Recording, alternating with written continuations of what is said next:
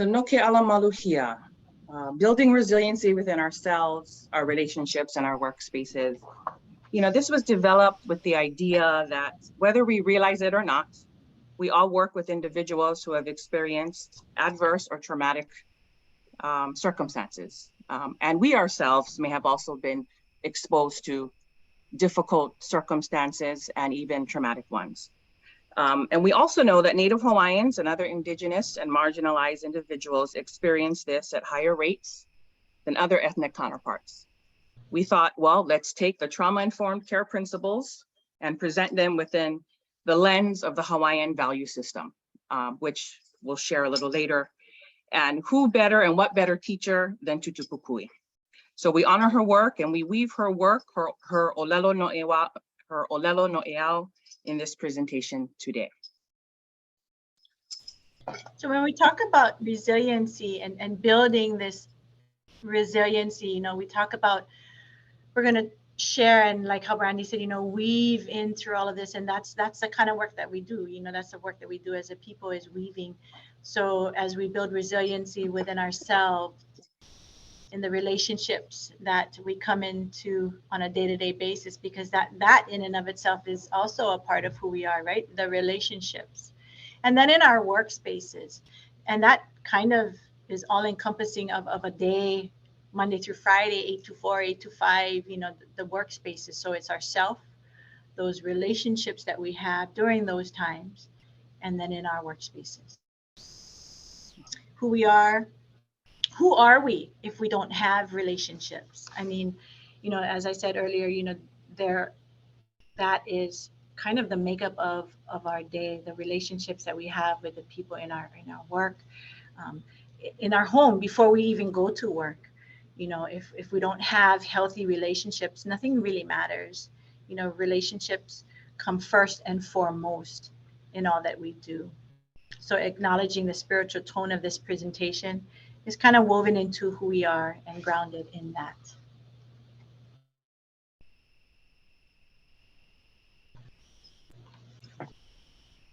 So hanu mai and hanu aku. So we were all born with this radiant breath passed on from our parents, from our kupuna to our parents, and that now exists into the present.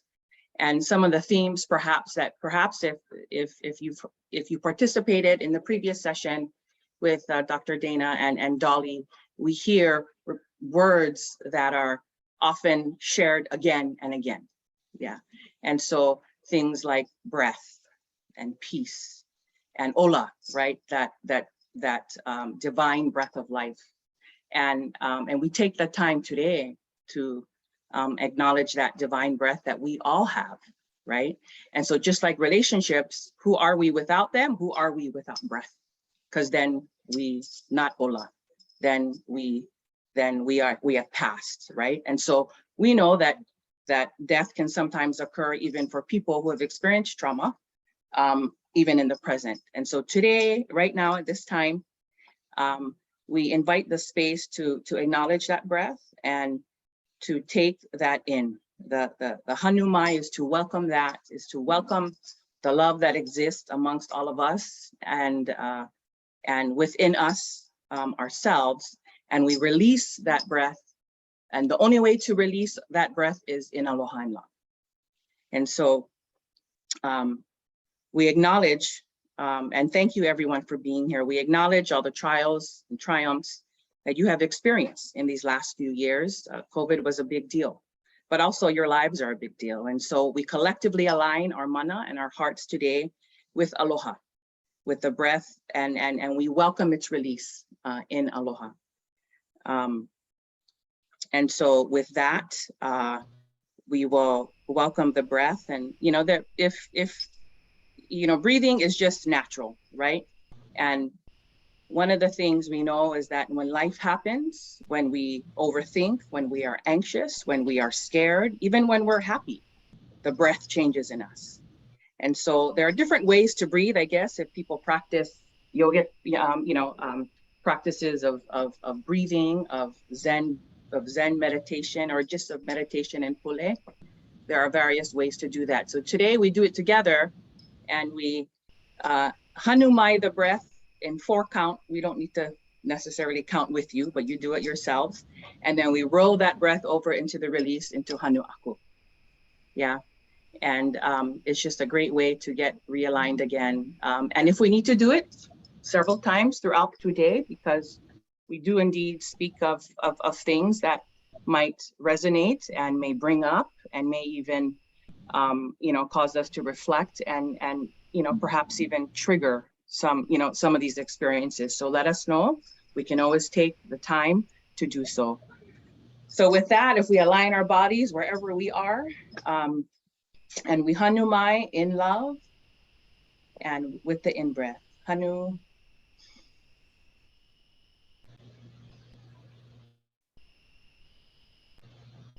Hanumai. Hanu. Hanumai. Hanu Aku.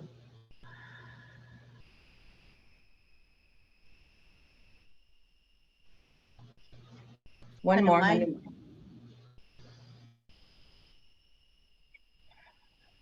Hanu Aku.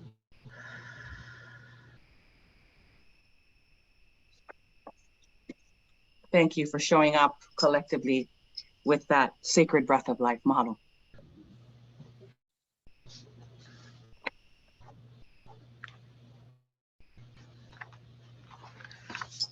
Here we are. Heali'i kala'i he haku na ke aloha.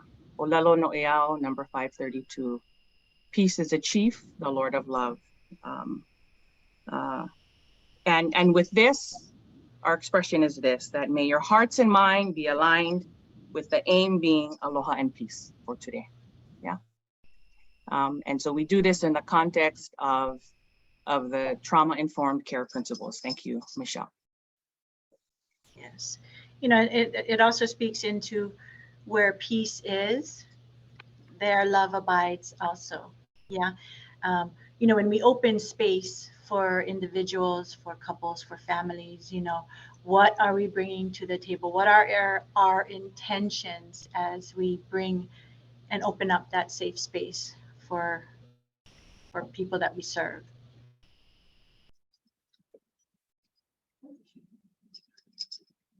You know, that's the theme that you're going to hear that'll be woven in throughout the day.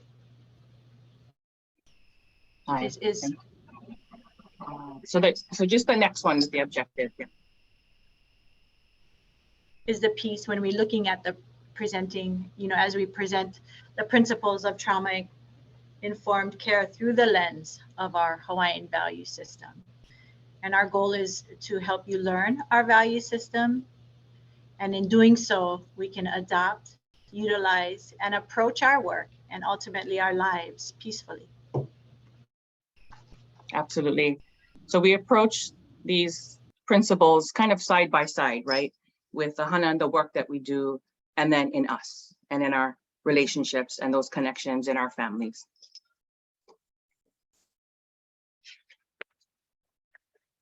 How are we doing so far?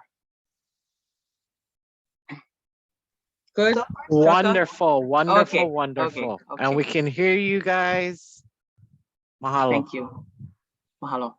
What does it mean to be or to be trauma informed?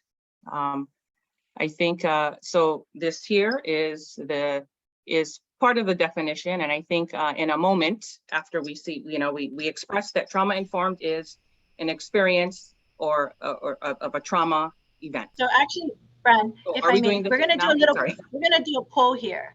Poll first. Sorry. What is trauma informed? What does it mean to be trauma informed?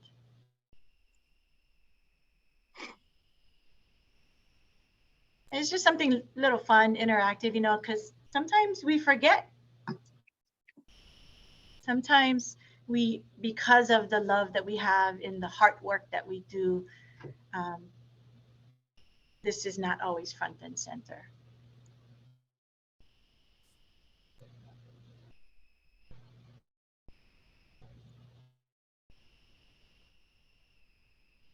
We good?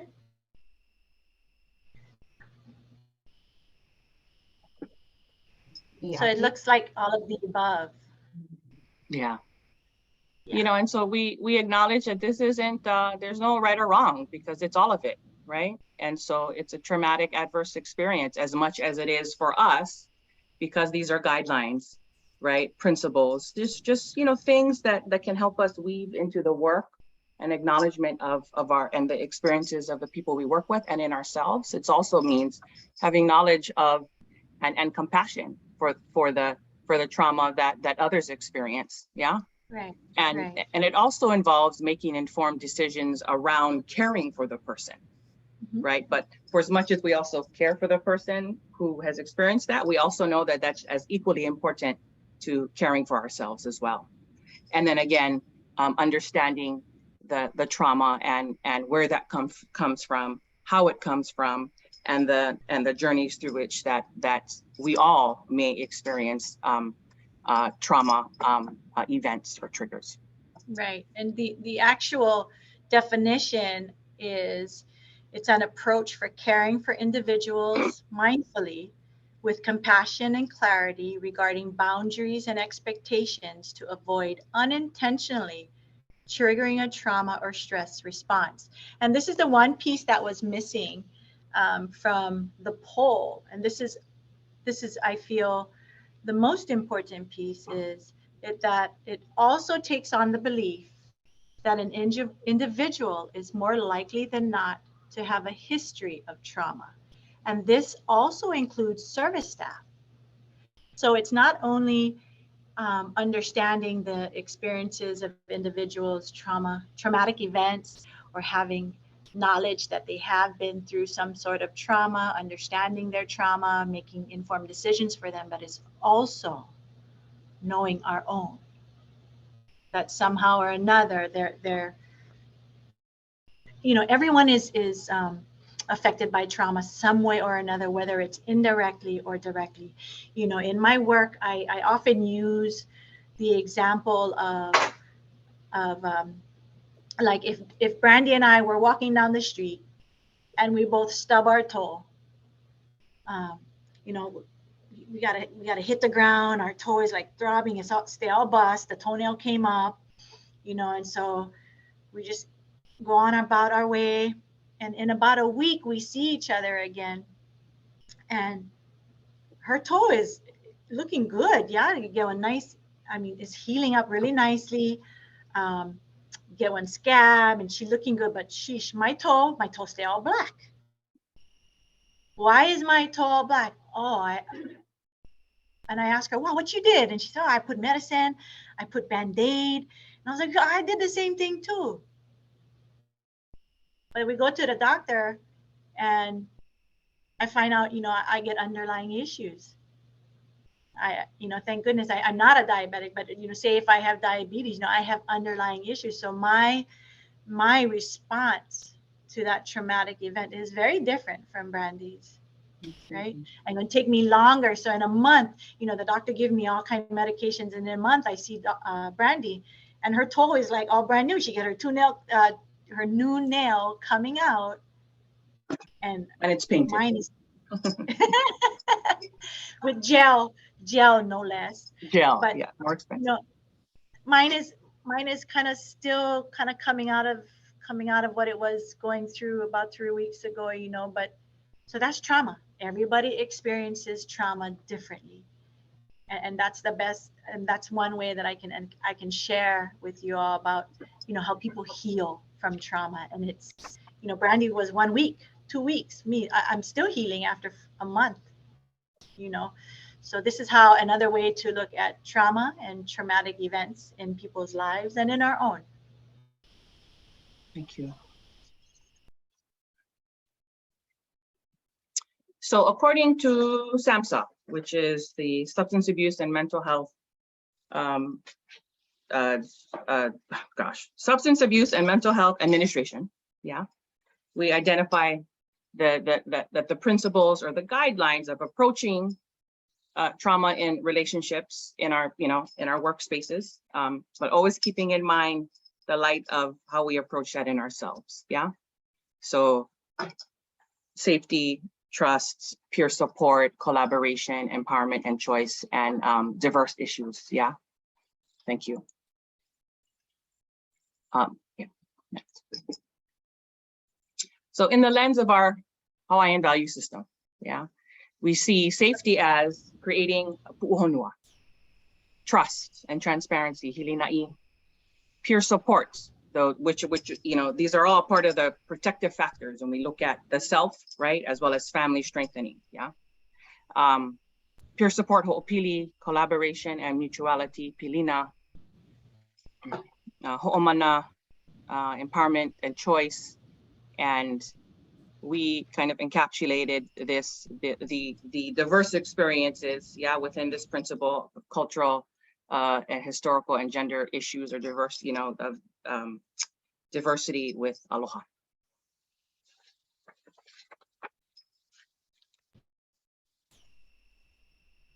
So pu'uhonua, safety. A'ohe ike o ka pua'a nona ka imue hoa ye nei. The pig does not know that the emu is being lighted for it. Olelo no eau number 147. Often when we work in the spaces that we do, no matter the space, yeah, is a person who has experienced traumatic experiences or adverse conditions or environments may not necessarily know that it is as such, right? They don't identify it as trauma. And sometimes so what happens is when they've been connected to the safe spaces, right? Perhaps in that work or that journey, those are the things that can be brought out. And so, which is why in the same household sometimes where perhaps a young woman or a young girl who has been abused in any way by their older or younger sibling, that they can still go ride bike and go play outside and sit at the dinner table because that relationship and those boundaries are confusing. There are none, right? And so earlier in Dr. Dana and Dolly's session, they had talked about pale kapa, right? Which is protected space. And there was an image of protected spaces, kapu, right? Bars around sacred sites, or perhaps in Target parking lot here in Kailua, which is where there were bones likely found there, or at Kapai Mahu, which is on the shores of Waikiki, and protecting those stones. And the question or the reflection was how amazing it would be if we honored the minds, bodies, and spaces of one another, right? And so when we approach our workspaces, some of the things that we think about, and of course we know Pu'uhonua o Honaunau, which is there in Hawaii Island in South Kona. We know that Hawaiians went there to heal and to be restored, but also to be protected in some way. And we also know that, and some of the questions that I think as Michele and I were preparing this, that we talked about, well, who is your pu'uhonua? Where is your pu'uhonua? Are you one, right? And so it's about those relationships, and these are things that I know that everyone here knows about. Because these are not, these concepts perhaps are not new. But when you think about it, because people who have been exposed to adverse triggers or trauma, they rely on this, right? It's the safety, the safe person, emotional, psychological, and mental safety that is of utmost importance to help to help them through this healing journey. And I want to also add, when we talk about being in our workspaces, do you have a pu'uhonua in your workspace? Do you feel safe enough? We have counter transference and transference. There's vicarious trauma, right? We all you may or may not be aware of what that means, but if not, it's just, taking on other people's trauma. You might be triggered, or you may not like something, there's this internal or ethical dilemma that's going on, do you feel safe enough to go to your supervisor and say, you know, I can't deal with this person for whatever reason? Do you have that? Do you have that in your workspace? And if not, you know, maybe that's something to bring to the table and have a conversation with your upper management, you know, that when we say that we are creating a pu'uhonua in the work that we do, are we truly doing that? And in that, are we truly doing that within ourselves? And we, you know, going back to the relationships with our colleagues and in the space that we create for everyone. Absolutely. And, you know, I've just to add to, thank you, Michele, that, you know, in the spaces that we work, and when we can put ourselves aside and we say, are you able to identify that if you are not a safe, if this isn't a safe place for you to be for whatever reasons, yeah, can you identify it and shift? And that goes back to the spaces that our administrators and our agencies create for us to be able to, and leadership create for us to be able to do that, right? Because we need to be approachable. Our leadership needs to be approachable. We need to be approachable. You know, can our clients and our families come to us in their greatest time of need? And that in and of itself is the pu'uhonua that we all need to be for ourselves and for one another. Hilina'i, trust and transparency. A'ohe e pulu he wa'anui. One will be wet on a large canoe. This here, so we talk about the rapport, that this is something that's always been drive home in, you know, in our education, is rapport building. And relationships matter first and foremost and always. And so are we creating a place for consistency, right? Where there are boundaries around the health and safety of us, and protection in a sense of our mind and heart are aligned together, right? And so, and so when I think about this olelo and I say, well, what does that mean? So guarantee when you stay in one canoe, you're gonna get wet. Yeah, everyone working together, but what the expectation is that in the trauma and healing journey, the result is trust. And where the va'a is, so the va'a serves as the mechanism for the journey. And this journey is reliable and it's safe. And it's a journey that with the establishment of the relationships between us and between our clients and our families, that it's sturdy and it's strong. And you will almost certainly can expect to benefit, just like you can expect to when you're in that canoe, be in the protection of the va'a and the paddles, that you will always get wet. Yeah. And so there is that sense of completeness, right? Because then after this, and we're actually moving on to the journeys of healing. Yeah.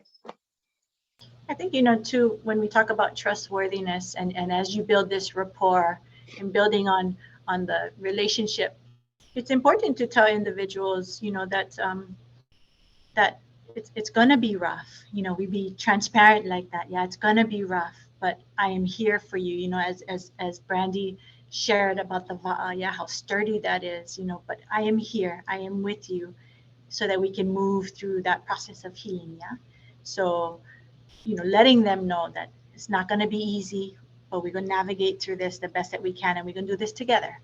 Yeah. Ladies, I just want to give you the 30-minute mark. Mahalo, Smash. We got enough time. Ho'opili, peer support. You know, and I'm sorry, you wanted to invite, if there are any, I'm not really monitoring the chat. If there are any, you know, again, we wanted to establish a place for all of us to share. If there are interjections here that people, because you are in the field, if you want to share now or in you know, go ahead and unmute yourself if need be, if you're feeling compelled. Yeah. I also want to add, Bran, if I can say one more thing, you know, these are thoughts, concepts that Brandy and I have worked on, and you know, it's not the catch-all. There's so much more to all of this, but this, when we talk about trauma-informed care, this is kind of what we came up with, and so we want you to know that this is just our perspective. Absolutely. Yeah. And it's like also too, when I think about, you know, who are we? Well, we are of this Aina, we are Hawaiian. We traverse in the spaces of mental health, family strengthening, therapy, and you're right, you know, this isn't necessarily a best practice, but it's the best practice that we know how. Yeah. And so we apply them here. And it's really all about taking the teachings of, the wisdom of, and the understanding of Auntie Kawena Pukui and applying them, right? We don't have to be Olelo Hawaii or cultural practitioners necessarily, although we are practicing the culture in order to, you know, adopt and perhaps even identify with these principles in a way differently, right? Because we kind of get confused, oh, peer support, you know, like collaboration, you know, and it's like, okay, well, ho'opili, you know? So we think of ho'opili, and the word of ho'o is an action word, right? Is to generate, is to create that connection and that peer support. And so in this olelo, it is well to be united in thoughts that all may be at peace. We know that in spaces like where living and lived experiences are meaningful, right? Which is why AA and NA meetings work, which is why clubhouses for adults who have severe and persistent mental illness work, because there's shared experiences, there's shared mana'o, which is why, you know, other spaces for children and for you know, young adults, like like the Boys and Girls Club, right? It's all connected, and that's, and because of that connection, that's where the journeys of that connection with others, with other peers, also serving as a protective factor too. Yeah. And so the protective factor being, what are those factors in us, in ourselves and those that we serve, of that how that gets us through, right? Is somebody there next to me. I know I can trust that it's there.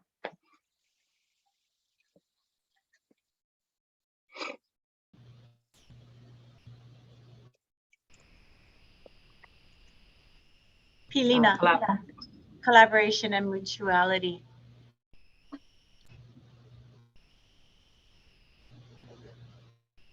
He oha pili bale, a young taro that attaches itself to an older form.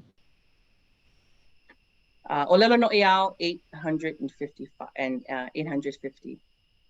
So similarly speaking, and we'll back up. I think we gotta go back one, Smash. Yeah, thank you, mahalo. Sorry, I lost my notes too. Pilina, collaboration and mutuality. He oha pili vale, a young taro that attaches itself to an older form. Yeah, so we know that the taro is our brothers, right? Is the Hawaiian brother. That is our connection to our ancestors, to our kupuna in the now. And so we treat it well, which is why I think I shared in the chat earlier, the previous session was and Dolly brought up to where we all gathering around the table for a meal, and poi is present. Yeah.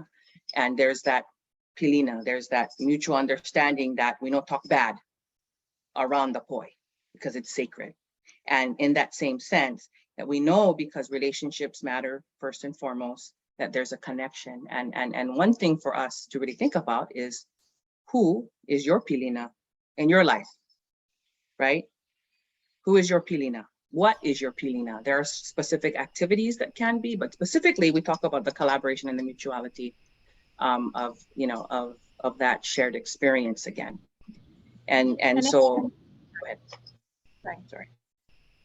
Sorry, Brad. If I may add to that, when we coming to that table, when we built that trust with clients, because I have heard people say, I heard them talking about me when all the staff was sitting at the table. When we talk, that trust can be just devastated by doing things like that. So, collaboration and mutuality.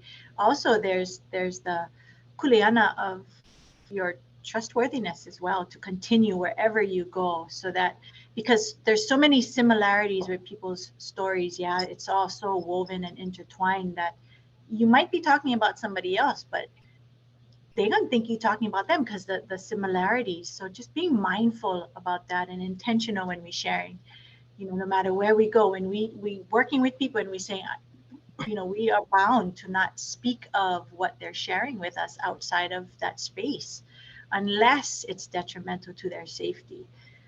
You know, that we hold space for them, and that's big kuleana for us to uphold and share with them. Absolutely. And I also want to just kind of share also too that with honor and respect, right? That the relationships between us are mutually beneficial, right? So as much as we hana ka'ike that and sharing that space, there's also that mutual collaboration and understanding that you know, because energy is energy that is exchanged. Yeah. And so and that's all grounded in, again, honor and respect. Yeah.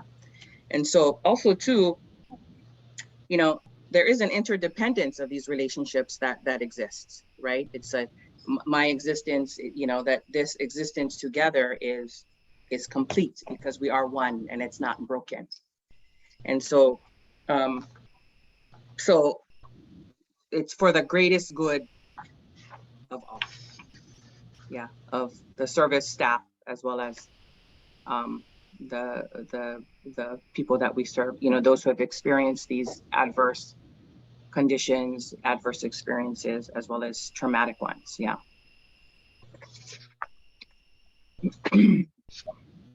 Ho'omana, empowerment and choice. We heard this throughout the last couple of years, almost 3 years. He a'ali'i ku makani mai au. A'o he makani nana e kulai. I am a wind-resistant a'ali'i. No gale can push me over. From Olelo No'eau, number 507. And so this actually builds on the strengths to empowerment. Yeah. Where there's an understanding that, or really to kind of make strong, right? And so the mana is that spiritual part in all of us of that energy that is life-given, right? And so too that even those exposed to these conditions of where the winds have, you know, where I can withstand it, those exposed to those conditions also can also experience and practice that, right?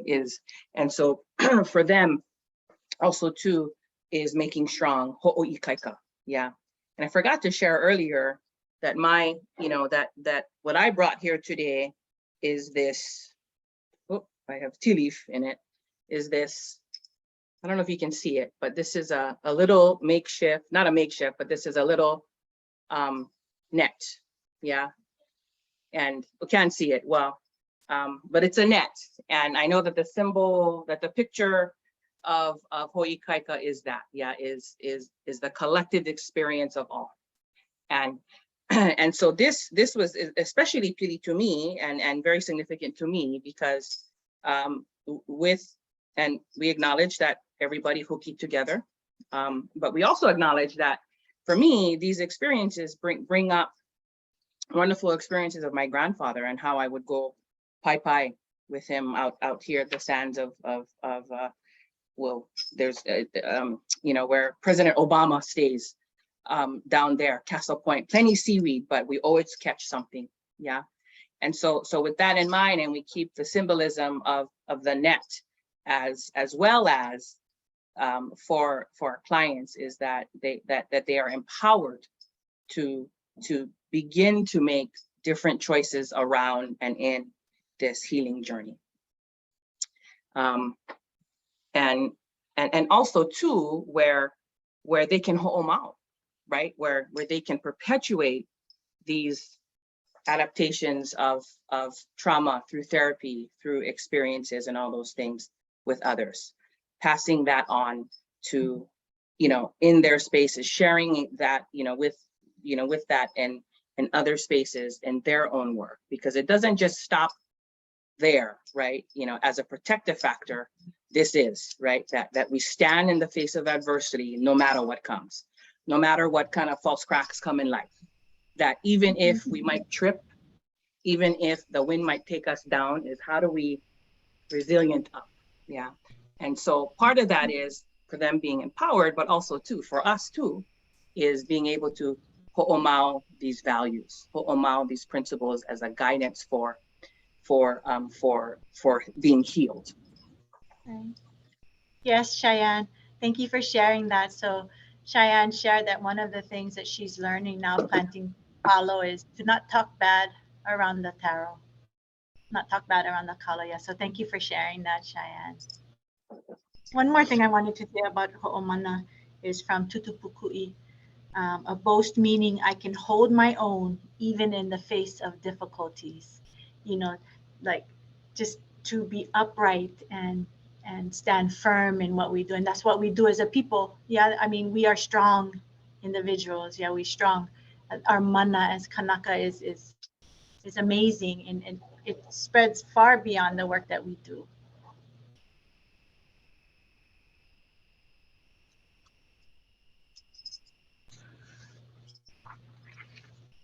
So aloha, cultural, historical, and gender issues. And so here we kind of, it's a diverse, it's the other issues, yeah. He punawai kahe wale ki aloha. Love is a spring that flows freely. Love is without bounds. Love is compassion, aloha. And so where perhaps the principles may or may not have covered everything else, aloha captures it all, yeah.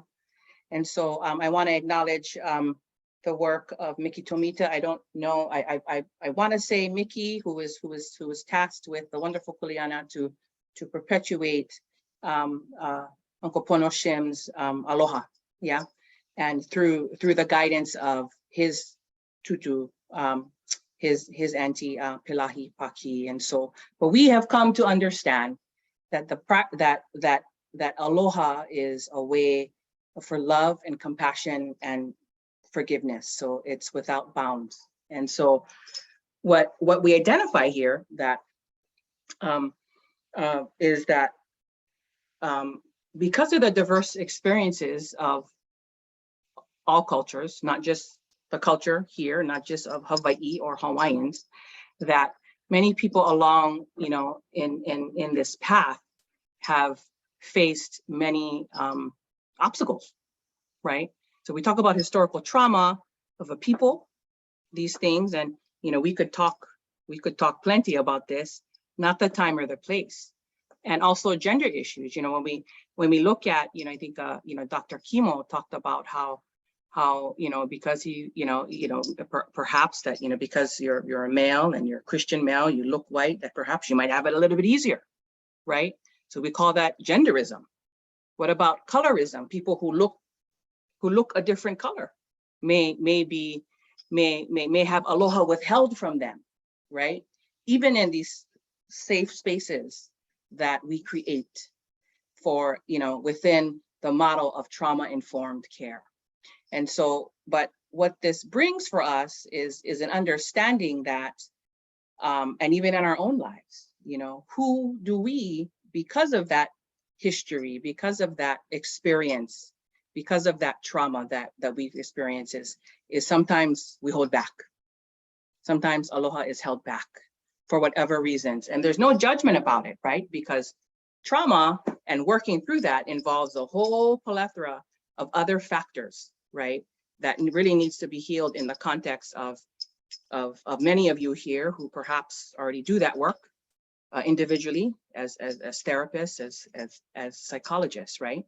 And so how do we help to move when we recognize these cultural differences and how we treat others, right?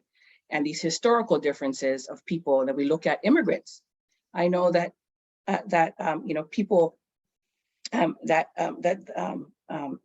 people from Micronesia are often misunderstood.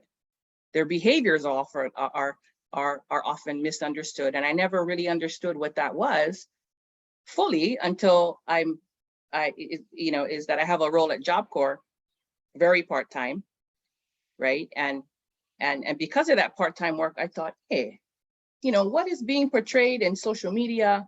What is being portrayed in the news about others, about them, is totally not true, because I experience them in a different way, right? And so a lot of this, of that uncovering of what brings us back to the aloha space, which is really only where we can move through and traverse our own spaces and help our clients to traverse these spaces of trauma and working through triggers and working through how they respond to life, is only in the space of aloha. I think Brandy pretty much encapsulated everything that most of what we wanted to share in terms of aloha. So, I mean, that, mahalo, Brandy, for that. You know, I'm so sorry. I just wanted to share real quick too, because I participated in this other thing a couple weeks ago around the presentation of now the DSM-5 text revision coming out, right? Which is the standard of how mental health professionals diagnose and treat conditions. Yeah, is that in there now? There's been a move in the text revised version, and this is huge, I think, because we speak about creating trauma-informed spaces, even down to how the APA views gender dysphoria, is that now they've created a text in there now that when there's a diagnosis around gender dysphoria and, you know, gender fluidity and all of that, that there's been a shift to be able to create the text around it and how we look at it as culturally sensitive and affirming revisions, right? Culturally sensitive and affirming revisions, really aimed at decreasing the racial and cultural biases of how we approach, you know, gender diverse or diverse people. And so, and that is really when we affirm the experiences of others, whether or not it's been experienced in a trauma, in a traumatic or adverse way, that is ultimately where healing can begin. And so with that, in the aloha, I think we moving now to the next thing. We are going into our prayer. If we may, Ash, can we just go back really quick? Thank you. Go back, yeah.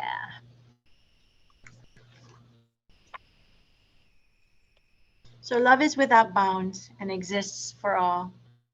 It acknowledges the historical and systemic issues that interrupt healing.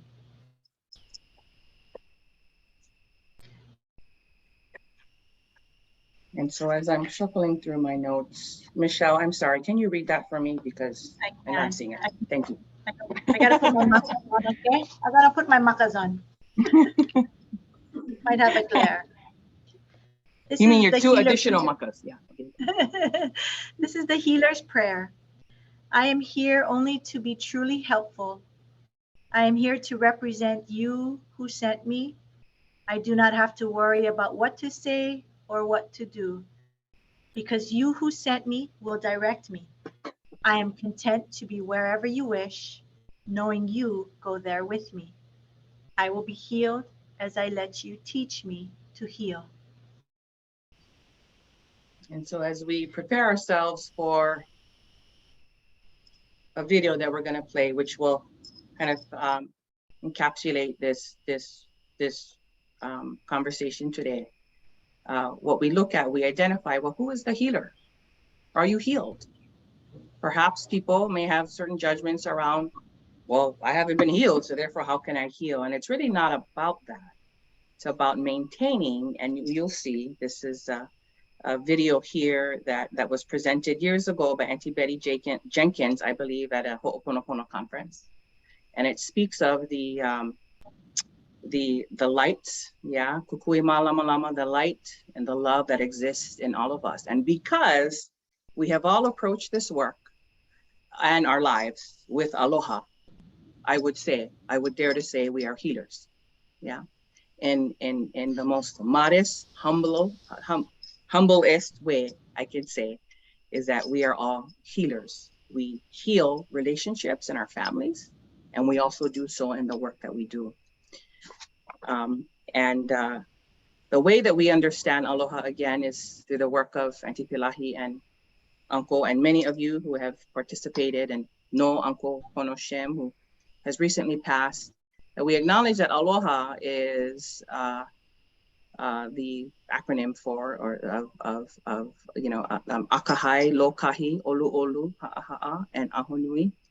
Akahai is kindness, to be expressed with grace and tenderness. Lokahi, unity, unbroken, expressed with harmony. Olu olu, agreeable, gentle, expressed with pleasantness. Ha'aha'a, humility, to go to empty, expressed with modesty. And ahonui, patience, waiting for the moment.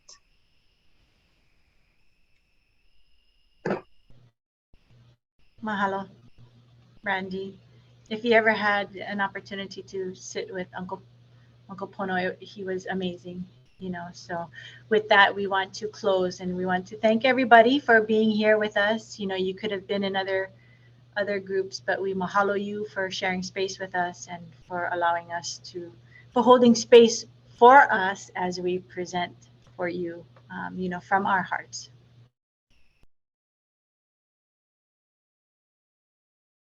Thank you. This is a special day for each and every one of us. And today I'm going to retell the story of the bowl of perfect light. Your bowl are your two hands, and I need your left hand and your right hand cupped so that the right hand is on top of the left. You know where your left hand is, and you know where your right hand is. Good. Now, whereas I'm going to be telling the story, and the girls are going to be helping me and Auntie with the bowl of light, you have yours all the time. I want you to look into your bowl of light, kind of tip it around a little bit, and don't you see light? Radiant light. Tell me you see radiant light. I'll be disappointed if you don't see radiant light. Look in there. There it is. Radiant, it's kukui malamalama. The story starts like all stories, once upon a time. When we were children, we understood that through this bowl of perfect light, we could learn anything and everything. We learned that we could fly with the birds. And we learned that we could even slide down a rainbow. And when we did that, we could even take each of the colors and make a lei from the rainbow, and it would be ours. Or we could ride and surf on the back of a honu. All of these things we knew we could do because of what we learned from that bowl of light. Move your bowl a little bit again so that you can see that light. It can do anything and everything for you. And then we began to notice that our bowl was a little top-sided.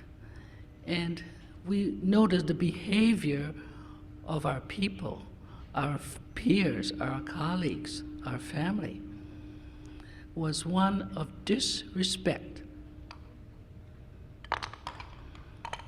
And it took the light, that beautiful light from the bowl of light, and it dimmed it. And that bothered us. And we heard words that were said to each other, unkind words, behavior that was not becoming. We broke family traditions, and that was disconcerting to us. And then we looked in our bowl of light again, and we witnessed behavior of our people. Not only were we disrespectful, but the act of giving had changed. And we no longer gave unconditionally. We kept score. I gave you, you haven't given me back yet. I've given you 3 times, you haven't done that at all. The act of giving was no more. And then we found, more than anything else, all of the things that we had learned before from our kupuna, from our ancestors, were no more. For what we were more interested in was being competitive and jealous and unkind to each other. By that time, our bowl was not only heavy, tell me your bowl is heavy.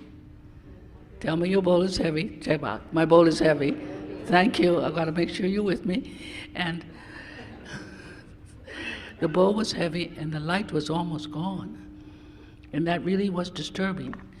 And with the Hawaiian family, when that happens, your na'au is disturbed. That's where you know you're not well.